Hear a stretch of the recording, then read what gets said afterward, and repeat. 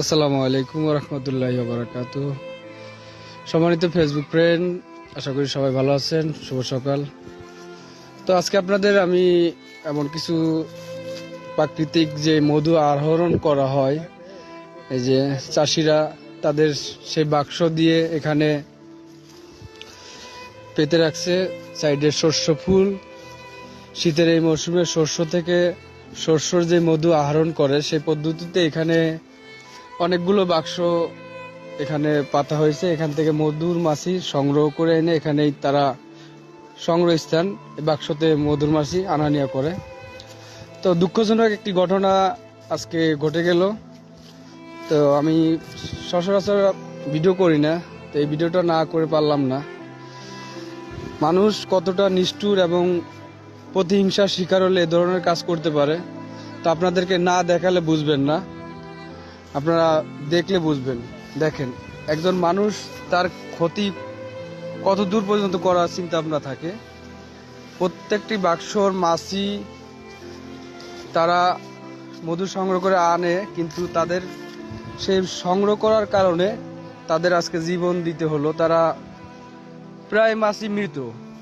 এই শস্য বাগানের ফুলের ভিতর লক্ষাধিক মাছি মৃত অবস্থায় পড়ে আছে জায়গায় জায়গায়।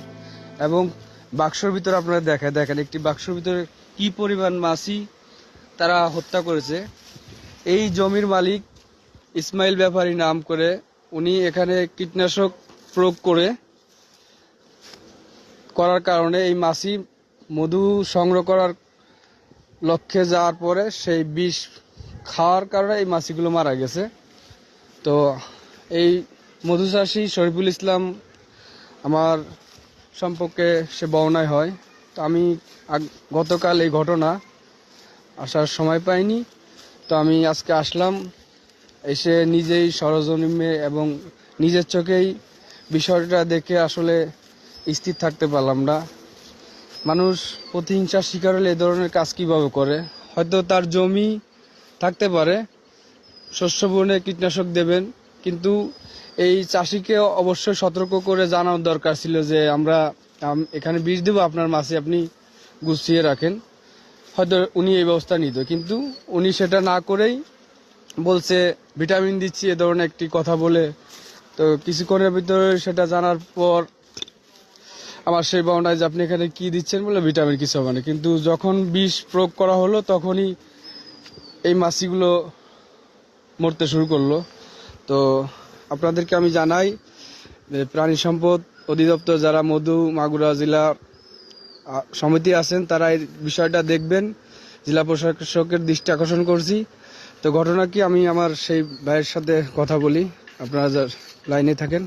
তো আমাদের শরীফুল ভাই উনি এলো এই চাষি, মধু চাষি। উনি দীর্ঘদিন এই ব্যবসায় যুক্ত এবং বাংলাদেশের যে মধু সংগ্রহ করার সমিতির উনি একজন সদস্য। তো ওনার কাছে সরাসরি আমরা শুনি যে কি বিষয় হয়েছিল। ভাই, আপনার সাথে কি ঘটছে একটু বলবেন? বিষয়টাকে আমি লোকে পরশু দিনকে রাত্রি মাছি নামাইছি। নামানোর পরে এই জমি আলালো কালকে সকালবেলা আইছে। সকালবেলা আসার পর উনি বুইটুই দেখে জমি টমি দেখে চলে গেছে। যার পরে বেলা 3টের সময় লোকে এই এই আমার খামার সামনে বিষ মারিছে। বিষ মারার পর আবার যত মৌমাছি ছিল ধরে 7.5 লাখ টাকার মাছি, তার ভিতর ধরেন 3 লাখ 3.5 লাখ টাকার মাছি অলরেডি মরে গেছে। এই যে এই জায়গায় মাছি রয়েছে। এই জমির মালিকের নাম কি? ইসমাইল মিদ্দা।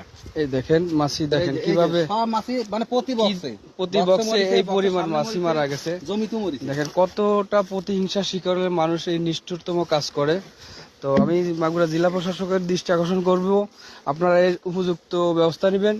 তো আপনি এখানে যখন কীটনাশক উনারা ছিটায় উনার জমি, আপনাকে কোনো সতর্ক করা হয়েছিল? না, আমারে তো বলিনি। তারপর আমার বাড়িওয়ালা বলি যে উনি করছে আমি ভিটামিন দিচ্ছি। যখন উনি থাকতে তখন মাছি মরা শুরু হয়েছে, আমার বাড়িওয়ালা তখন বলেছে যে মাছি সব মরে যাচ্ছে, করছে মাছি মরলে আমি কি করব। এই কথা বলে উনি তাড়াতাড়ি টপনি চলে গেছে। যাই হোক, উনি দাঁড়ায়নি। আপনারা শুনতে পারলেন এই মধু ব্যবসায়ী শরীফুল ভাইয়ের মুখেই। তো স্থানীয় একজন আছেন, চাচা আপনার নাম কি? আলী হায়দার। চাচা, আপনি আপনার দৃষ্টিতে আপনার কি মনে হয় এ ধরনের কাজ কি আসলে উনি কি সঠিক করছে? যে কীটনাশক দিয়ে এই যে একজন মানুষের এত বড় ক্ষতি, আপনার দৃষ্টিতে কি মনে হয়? না এইটা তো সে বলতেছে যে কথা ওষুধ দেশে সে করছে, ওষুধ দিলি মাসি মল্লি আমি কি করব, এইসব বিষয় তো আলাদা হিসেব করা হয়। এইসব বিষয় তো সঠিক না। তো আপনারা এর কি দৃষ্টান্ত শাস্তি চান যে এই ধরনের অন্যায়? একজন ক্ষুদ্র ব্যবসায়িক উনি এই মধু সংগ্রহ করে এবং দেশের যে মধুর চাহিদা, এনারা আমাদের মাগুরা জেলাতে আমি যতটুকু সম্ভব জানি সমবায় অধিদপ্তর এই বছরই সমবায় দিবসে মধু চাষীদেরকে সর্বোচ্চ সহযোগিতা দেওয়ার কথা বলেছে।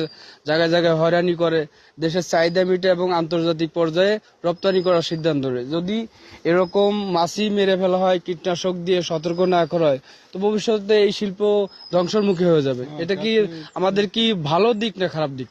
খারাপ দেখতে হবে। তো ধন্যবাদ আলী হায়দার চাচা, আপনি বিষয়টা দেখলেন। স্থানীয় আরো অনেকে আছেন, অনেকে দেখতে আসতেছেন। তো আমি সাধারণ একজন ফেসবুক কন্টেন্ট ক্রিয়েটর হয়ে আপনাদের কাছে বলবো, যারা আছেন, যারা ঊর্ধ্বতন কর্মকর্তা, তাদের দৃষ্টি নজরে যায়, এই লাইভটি শেয়ার করে দিবেন এবং যেন শাস্তির আওতায় আনা যায়। এই শস্য খেতে অবশ্যই কীটনাশক সে দিবে, অবশ্যই এই ক্ষুদ্র খামারিকে সতর্ক করা উচিত ছিল। তো আপনাদের সবাইকে ভালোবাসা, অভিনন্দন।